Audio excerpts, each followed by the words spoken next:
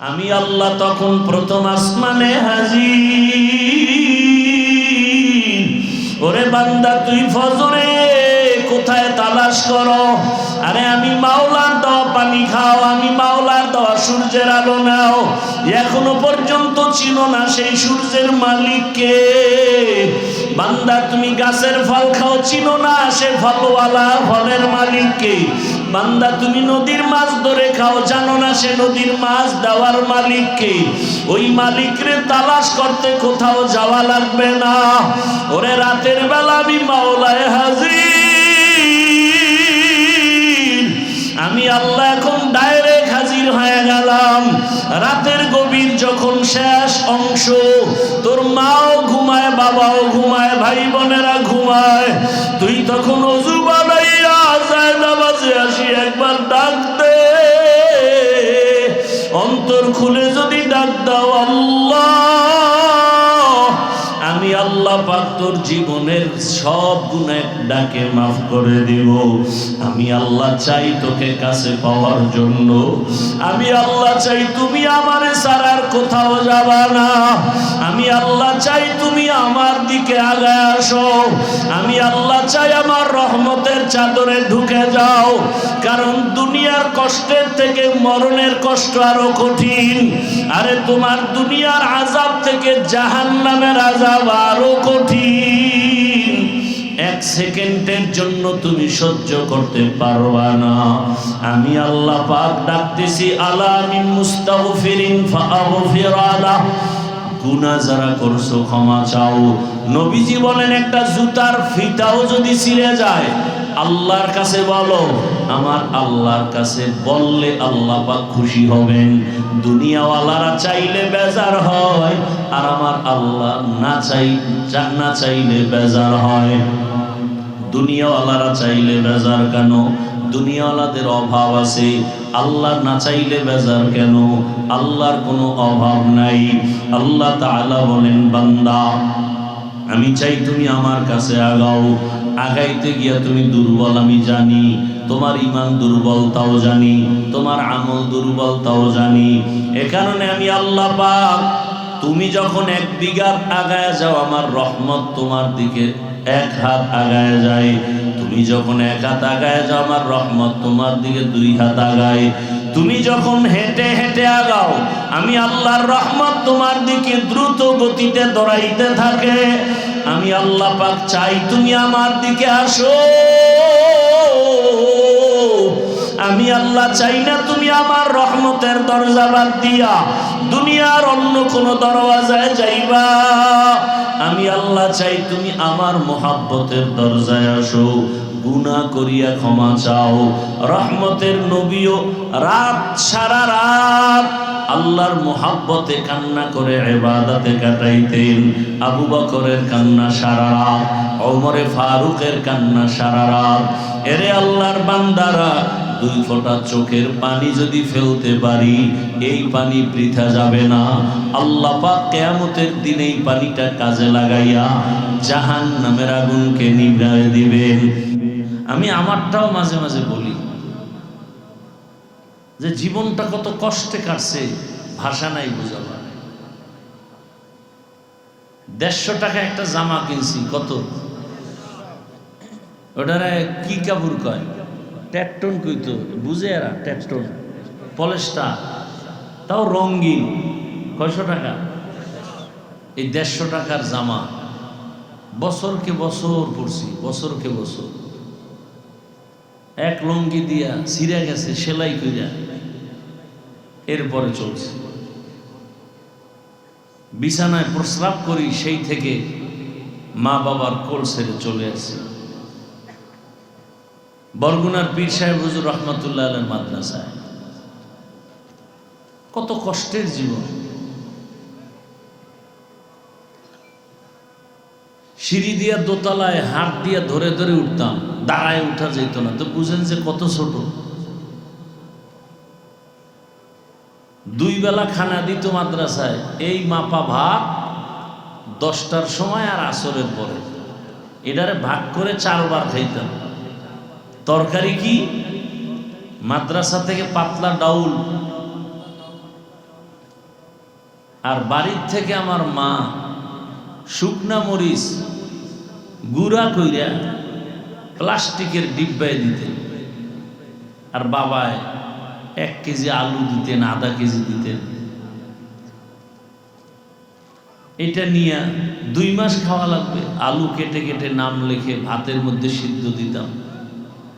মাঝে মাঝে ভাত হয়ে গেছে, ঢালছে, আরো ছাত্রদের আলু নাম দেখে দেখে নিতাম। মাঝে মাঝে গিয়া দেখতাম আলুর উপরের ছোলা নাই, নামও নাই। আজকের কপাল থেকে আলু গেছে গিয়া।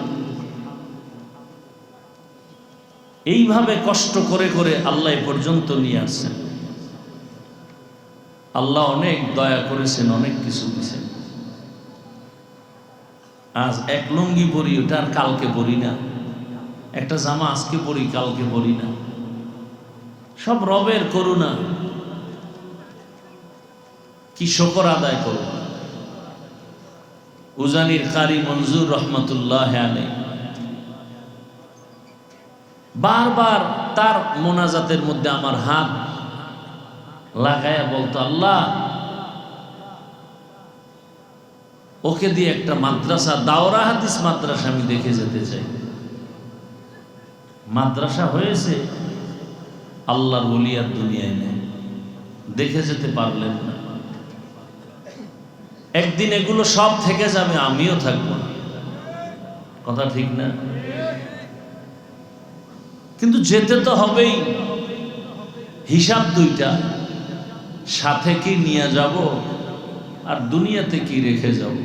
হিসাব দুইটা, কি নিয়ে যাব, কি রেখে যাব। আপনি কি রেখে যাচ্ছেন?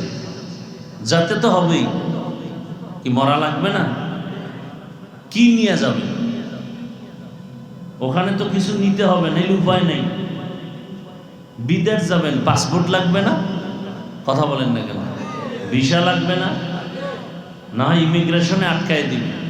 কাপড় নাই, জামা নাই, কোনো টেনশন নাই। কিন্তু আসল কি? ভিসা, পাসপোর্ট লাগবে। তা আমরা যে পরপারের জীবনে পাড়ি জমাবো, কি নিয়ে যাব? পরকালের জীবনের একমাত্র পাসপোর্ট থাকবে তোমার ঈমানের পাসপোর্ট। এই পাসপোর্ট দিয়ে তুমি আল্লাহর মোহাব্বতের ঘরে ঢুকবা, নজরে আসবা। কিন্তু আমলের ভিসা না থাকলে পীড়া শুরু। আমলের ভিসা বড় কঠিন। আমলের ভিসা যদি থাকে, আবার কিছু পাসপোর্ট আছে খুব হার্ড, বড় দামি। বান্দা দামি পাসপোর্ট নিয়ে যদি যেতে চাও, তাহলে ঈমান আমলের সাথে ইখলাসকে যোগায় দাও। দুনিয়াতে এমন কিছু জমা রাখবা যেটা পরকালে পাবে। আল্লাহ পাক রব্বুল আলামিন বলেন, আমি বড় আদর করে মানুষ বানাইছি। আমার বানানো মানুষ বড় আদরের। 7টা জমিন আমি তৈরি করতে 6 দিন লাগছে, মাত্র 6 দিন। ফি 6 আইয়াম।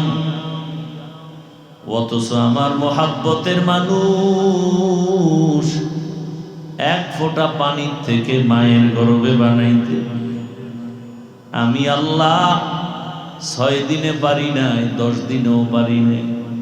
আমি আল্লাহ এটাকে ফেরেশতা দিয়ে আমার কুদরতের দ্বারা মায়ের গর্ভে প্রায় 6 মাস লাগায় বান্দাকে স্ট্রাকচার বানায় রূহ দান করেছে। এত বিশাল আসমান আর জমিন, এটা বানাইতে মাত্র 6 দিন। তোমার মতো একটা ক্ষুদ্রতম বান্দা বানাইতে আমার এত সময় লাগলো কেন?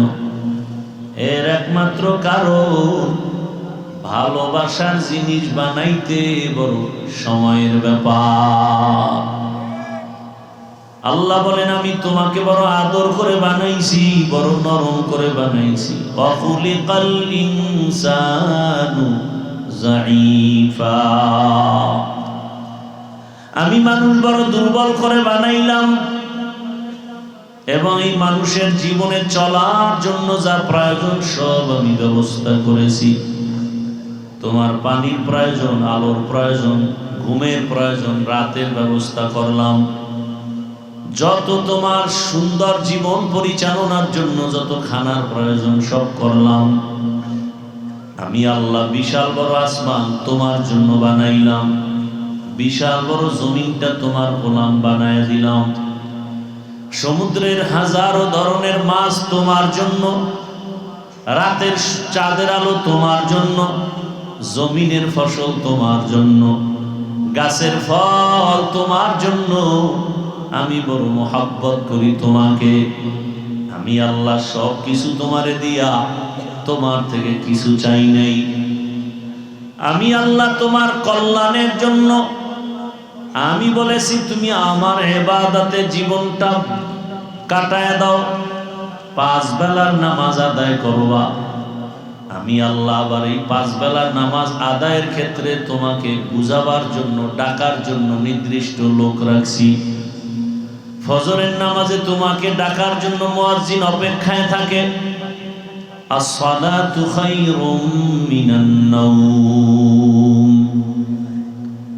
তুমি ফজরে আসো নাই, আমার দেওয়া রাতের আরামের সময় পেয়ে অন্ধকারে মজার ঘুম দিছো। আমি আল্লাহ বেজার না, আবার জোহরের নামাজে তোমারে ডাকছি আসো। জোহরের নামাজেও তুমি দোকান পাটার নিজের চাকরি বাকরির ব্যস্ততায় আসো নাই। আমি আল্লাহ বেজার না, আবার আসরের নামাজে ডাকার ব্যবস্থা করেছি। বান্দা তুমি ব্যস্ততার অজুহাত দেখাইয়া আমার ঘরে হাজিরা দাও নাই। আমি আল্লাহ বেজার না, আমি আবার তোমাকে মাগরিবে ডাকাইলাম, মাগরিবেও তুমি অনুপস্থিত। আমি আল্লাহ শেষ এশায় তোমারে ডাকলাম, আমার ডাকে তুমি সাড়া দাও নাই। আমি আল্লাহ রাগ না করিয়া এবার আমি আল্লাহ নিজে রেডি হয়ে গেছি তোমাকে ডাকতে আমি আসব। মুয়াজ্জিন ডাকছে তুমি আসো নাই, উচিত ছিল তো আমি রাগ হয়ে যাব, কিন্তু না, আমি কেন রাগ করব?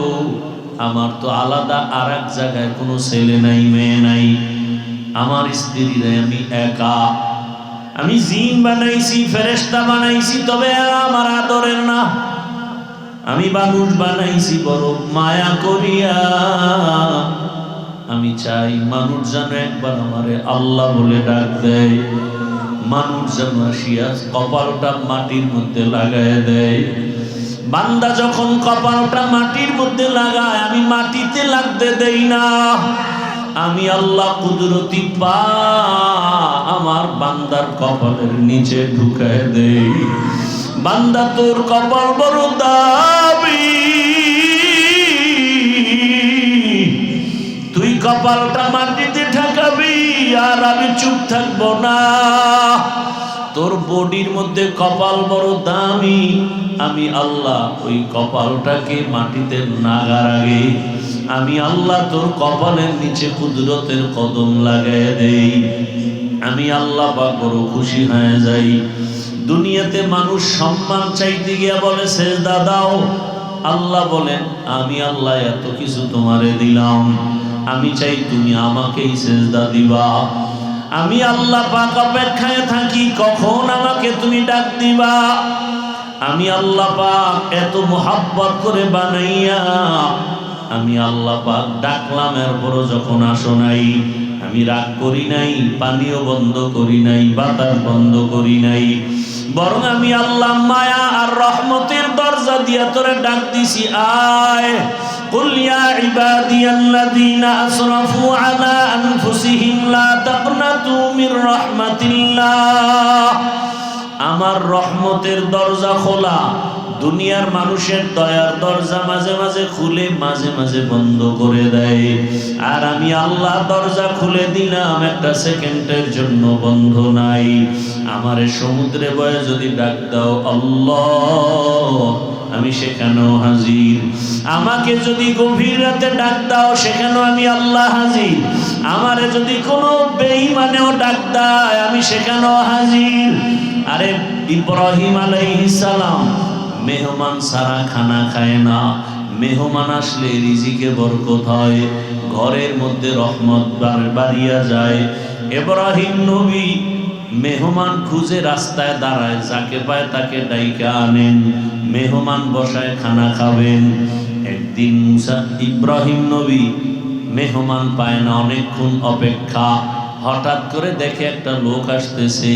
ওই লোকটাকে ডাক দিয়া কয়, ভাই খানা খেয়েছেন? বলে না। বলে চলেন আমার বাসায় আসেন। পয়গম্বর ইব্রাহিম ওই আল্লাহর বান্দাকে নিয়ে ঘরের মধ্যে বসাইলেন। খানা দেওয়ার আগ মুহূর্তে একটু পরিচয় নিলেন।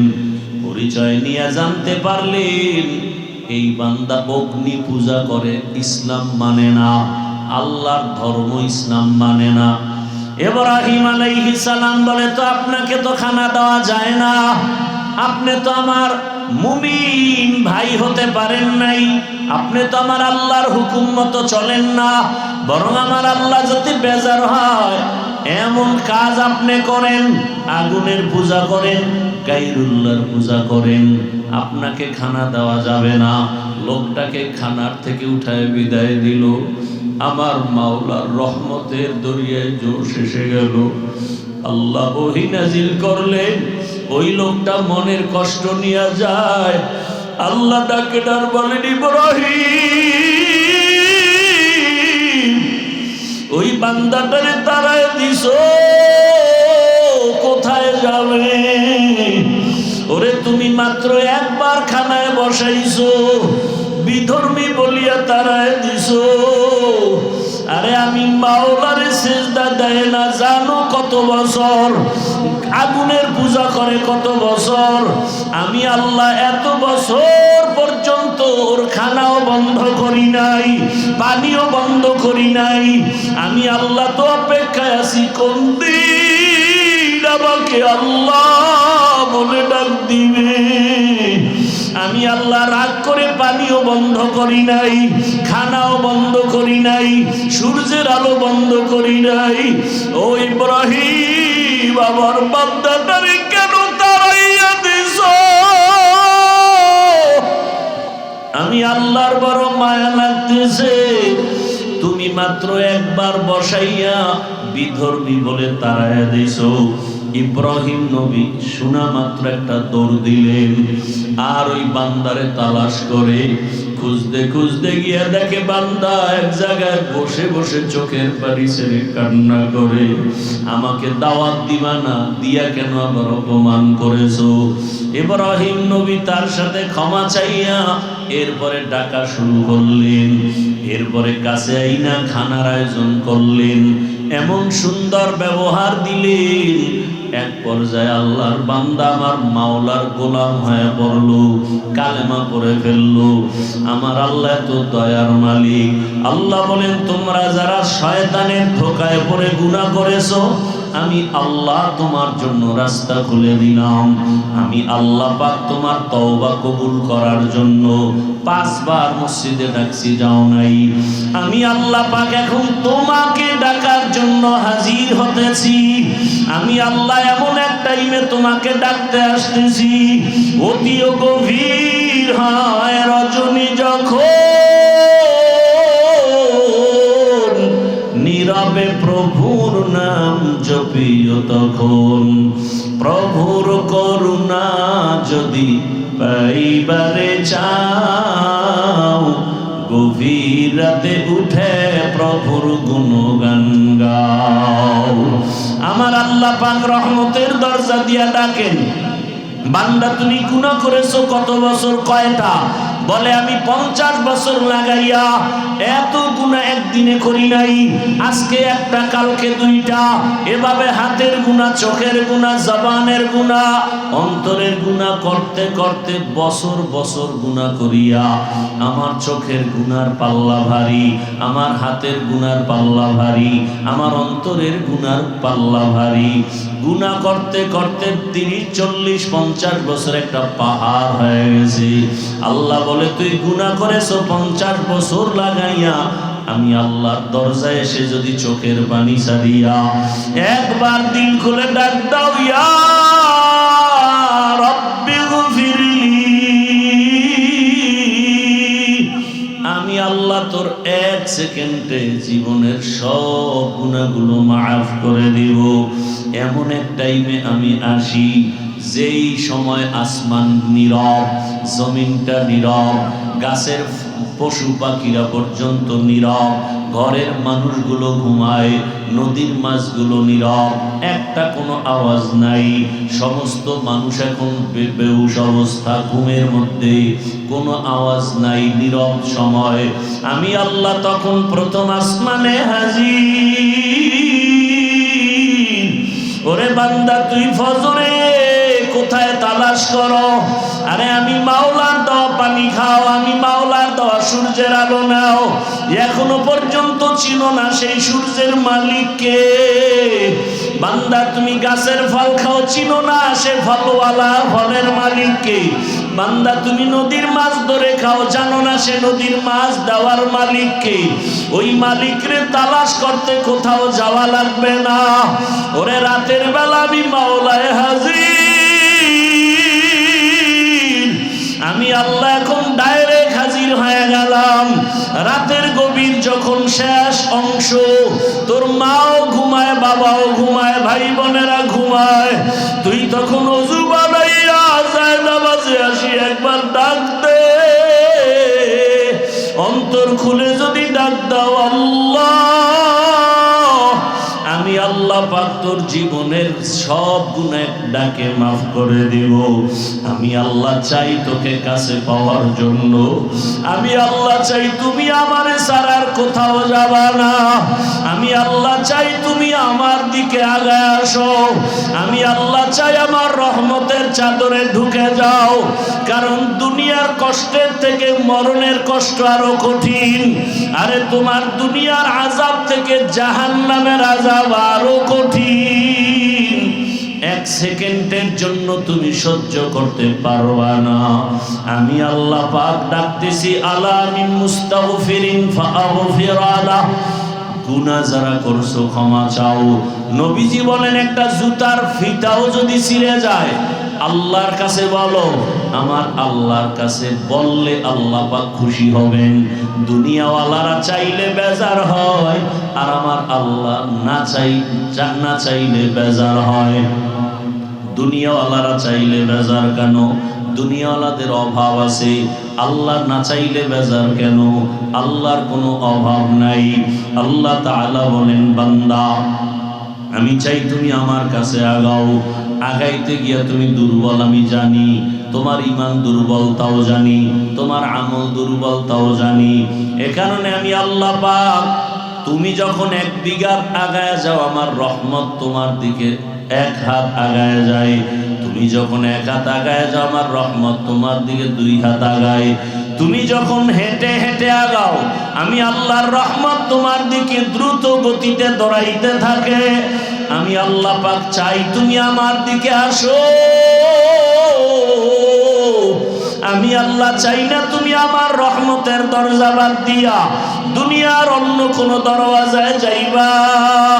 আমি আল্লাহ চাই তুমি আমার মোহাব্বতের দরজায় আসো। গুনাহ করিয়া ক্ষমা চাও।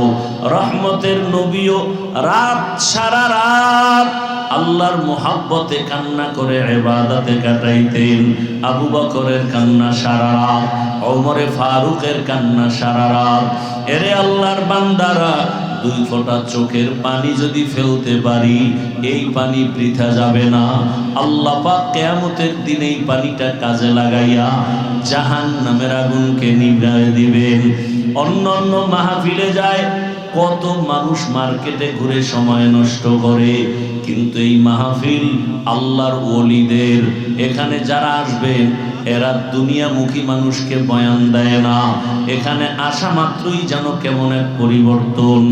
আল্লাহর ওলিরা আসবেন, তাদের চেহারা দেখব, বয়ান শুনব।